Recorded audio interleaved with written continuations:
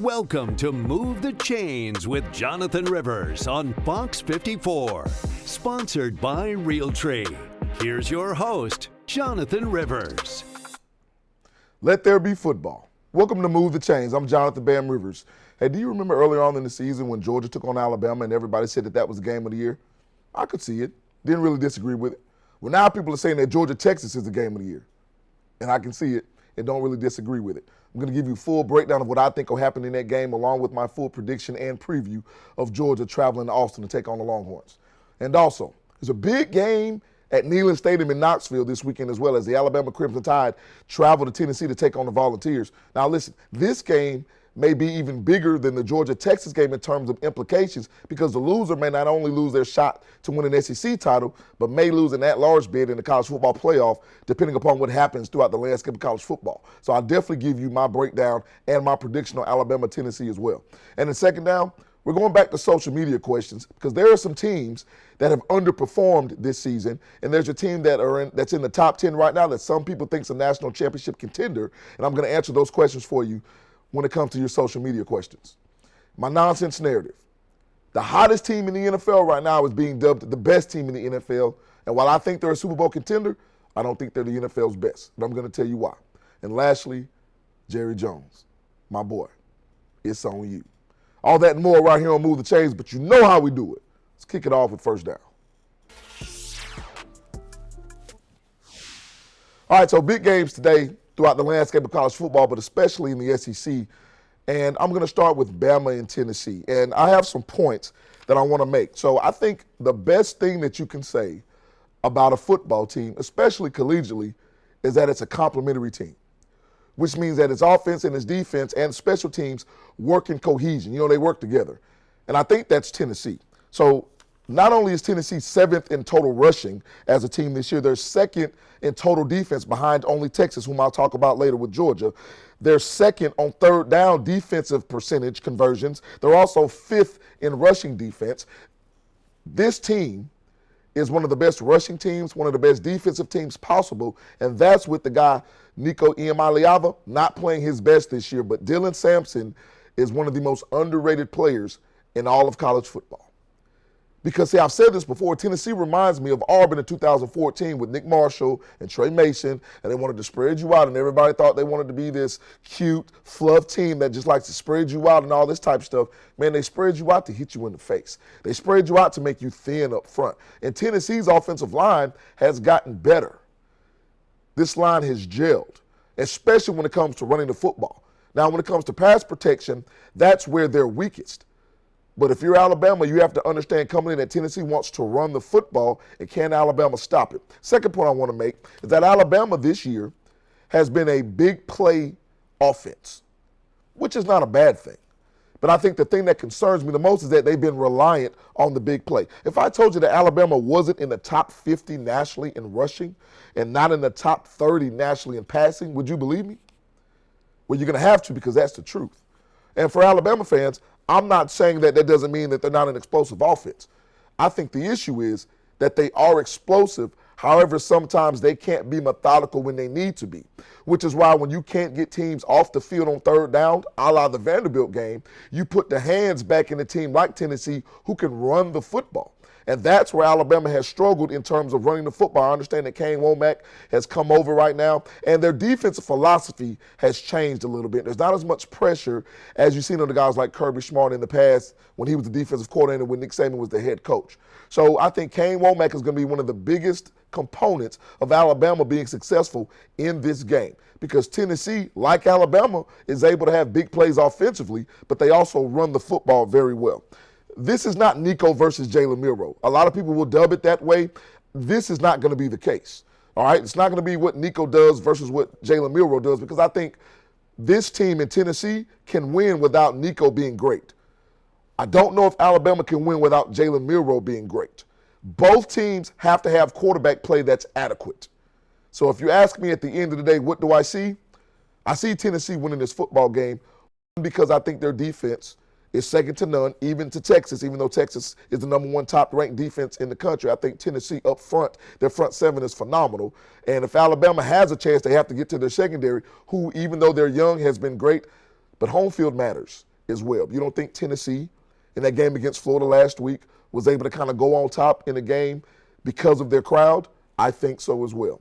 Alabama will come in ready to play because they haven't been great the last 2 weeks, but I think Tennessee is a good enough football team to run the ball effectively, jump on top of Alabama, and let the crowd noise create issues for Jalen Milroe in that offense.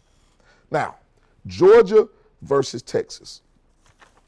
If you hear me talk and you've watched this show, you understand that there's one word I truly live by, and that's how I live in my life, and that's identity. So I'm going to say this before I say anything else. Texas is who I thought Georgia would be when it comes to identity. Kirby Smart said it earlier this week in an interview he was doing prior to this weekend's game. And I said this to Josiah, the producer of this show. I said, Texas up front, their offensive and defensive lines kind of remind me of what Georgia was when they've won national championships 2 of the past 3 seasons. And Kirby Smart agrees with that. Now, I think Tate Ratledge might be back in this game. But look at Texas and look at what they've lost. C.J. Baxter and Christian Clark, their top 2 running backs to start the season, never played a snap. Quinn Ewers, their Heisman Trophy contending quarterback, missed a few games. And you know that adage, if you have 2 quarterbacks, you don't have one? That's not true with Texas. Texas was able to play Arch Manning and go right back to Quinn Ewers without any hint of a quarterback controversy. That's stability when it comes to Steve Sarkisian. And that's something I never would have attached to Steve Sarkisian in the past. But he's obviously grown. I told you Texas wouldn't have any trouble transitioning into the SEC. And when it comes to Georgia, I think Carson Beck has been made a liar. And this is what I mean. Do you remember on this show during SEC Media Days, we played a clip of Carson Beck, and Carson Beck said, I don't have to do everything in this offense because we have so many weapons. And he's right. So now I wonder why the staff at Georgia, Mike Boba's the offensive coordinator, far be it for me to question what he's doing because he's forgotten more football than I know. All I'm asking is, why the identity change from what's been working for you as a program? Because you recruit to run the football and be dominant up front and to be complementary in the passing game. So why has Carson Beck tried to be the quarterback that throws it 40, 50 times a game? And a lot of you may say, well, hey, against Alabama, they were losing so bad in the first half that they had to throw the ball to get back into the game. Well, I'll contend and argue with you and say that the reason they had to get back into the game in the first place was they came out trying to throw the football and be who they're not. That's something that really bothers me against Georgia. And it's also this. Before the Alabama game, Georgia had not turned the ball over once. Since that game, they're -1 in the turnover margin, while Texas is +3. That's going to matter. So I think the culture that Texas has built has mirrored Georgia. And this is my biggest question. Will Georgia remember who they are, or will Texas be who Georgia has been and who Texas has been this year? In every game this season, all 6 games, the Longhorns have not rushed the ball less than 30 times. It's because they've done enough to get the lead and close them out, and it's also because they've committed to the run. So I told Josiah I really hadn't even picked this game yet, but I'm going to pick it now. Number 5 goes on the road against number 1, and in my estimation, Texas comes out with the victory against Georgia. All right, when we come back from the break, it'll be your social media questions right here on Move the Chains. We'll be back right after this.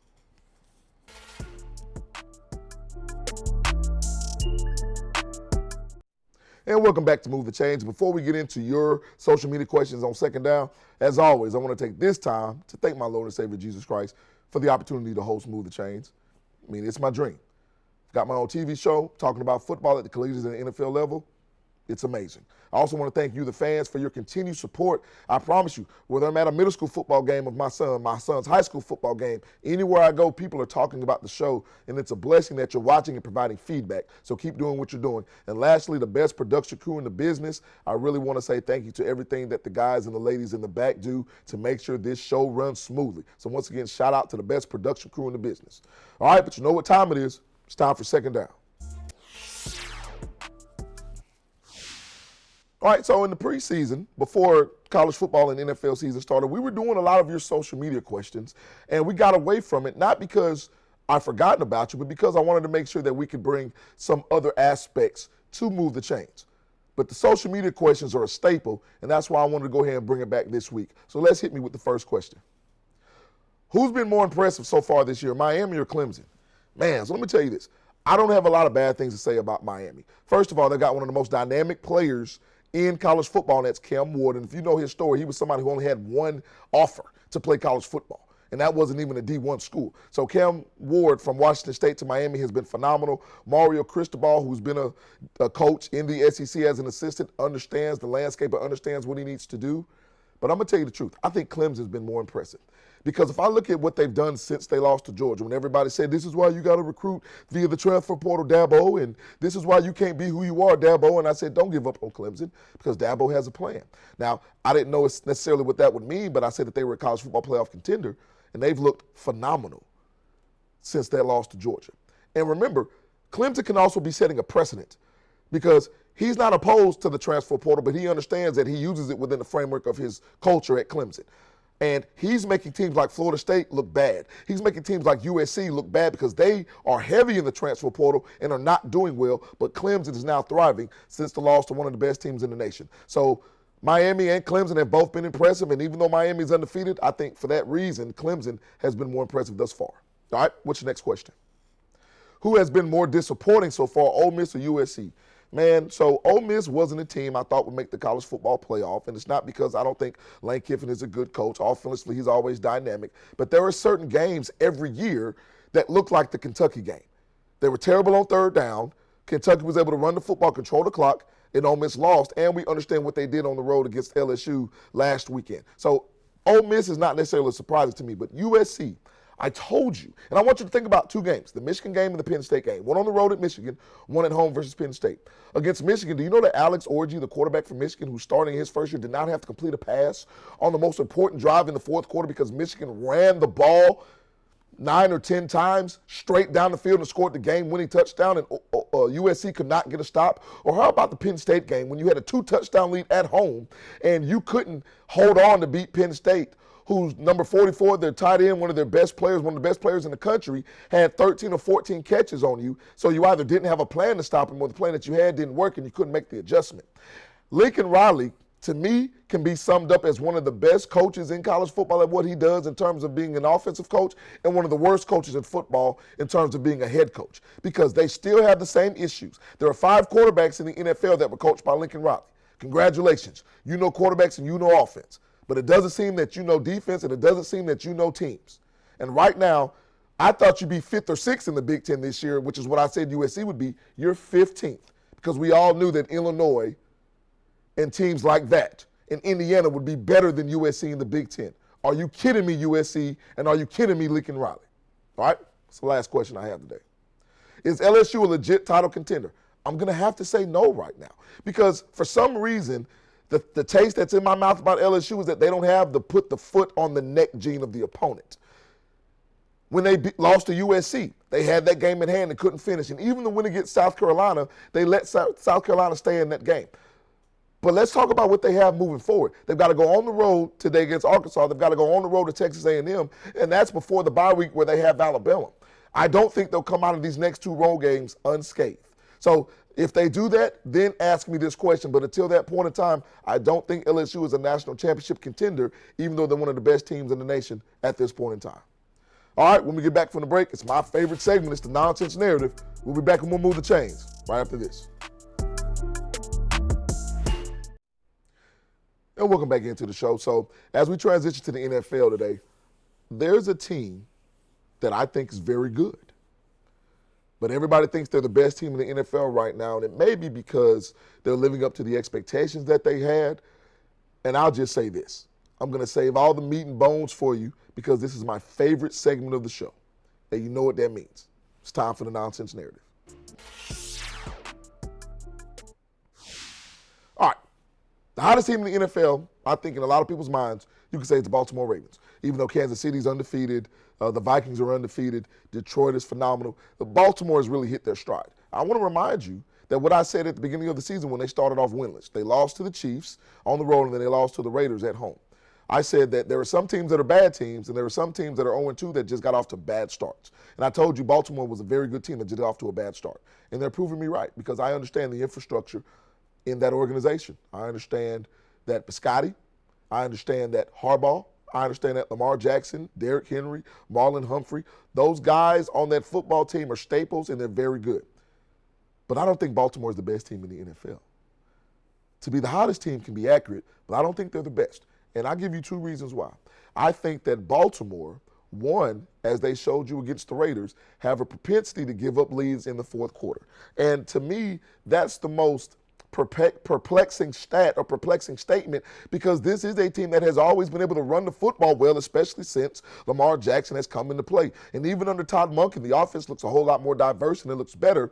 But how can you be a team with Derrick Henry and Lamar Jackson and you struggle with double-digit leads in the fourth quarter when that's the time where you're supposed to run the football? You pass the score and run to win.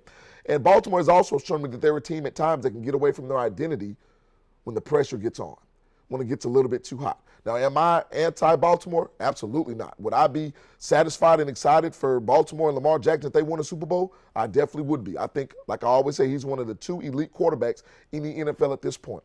But I don't think you can say Baltimore is better than Kansas City, not just because Kansas City beat them, but because Kansas City is better defensively. They have the ace in Patrick Mahomes, who trumps all other cards that any team has. And I think Detroit, as well as Minnesota, could be seen as good as Baltimore as well. Houston is right there as well. So Baltimore is definitely a top 3, top 4 team in the NFL.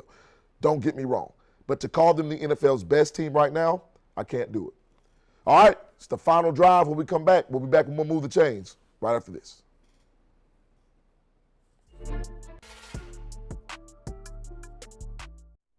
And welcome back in.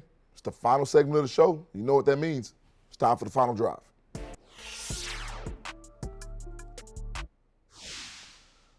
Come on, Jerry.